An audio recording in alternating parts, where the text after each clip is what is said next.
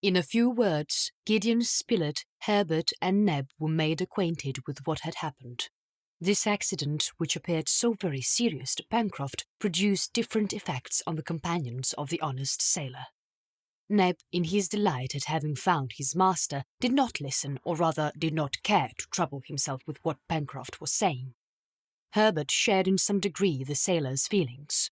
As to the reporter, he simply replied, "Upon my word, Pencroft, it's perfectly indifferent to me.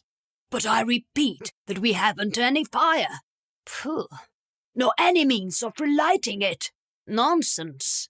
But I say, Mr. Spilett, isn't Cyrus here?" replied the reporter. "Is not our engineer alive?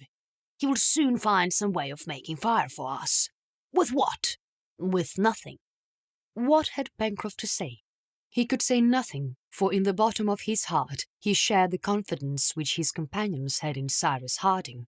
The engineer was to them a microcosm, a compound of every science, a possessor of all human knowledge.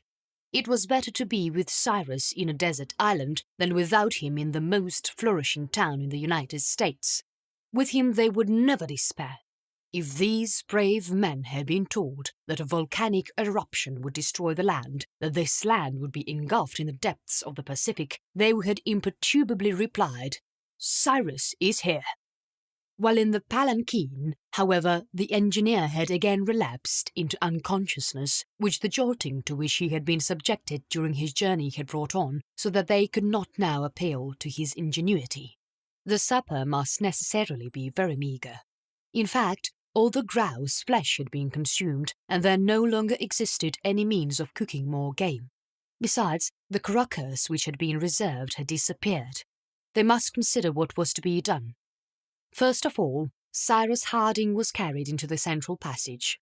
There they managed to arrange for him a couch of seaweed which still remained almost dry. The deep sleep which had overpowered him would no doubt be more beneficial to him than any nourishment. Night had closed in, and the temperature, which had modified when the wind shifted to the northwest, again became extremely cold. Also, the sea having destroyed the partitions which Pencroft had put up in certain places in the passages, the chimneys, on account of the draughts, had become scarcely habitable. The engineer's condition would therefore have been bad enough if his companions had not carefully covered him with their coats and waistcoats. Supper this evening was of course composed of the inevitable lithodomes, of which Herbert and Neb picked up a plentiful supply on the beach. However, to these mollusks the lad added some edible seaweed which he gathered on high rocks, whose sides were only washed by the sea at the time of high tides. This seaweed, which belongs to the order of Fucaceae of the genus Sargassum, produces, when dry, a gelatinous matter, rich and nutritious.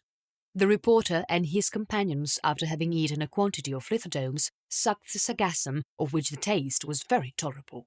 It is used in parts of the East very considerably by the natives.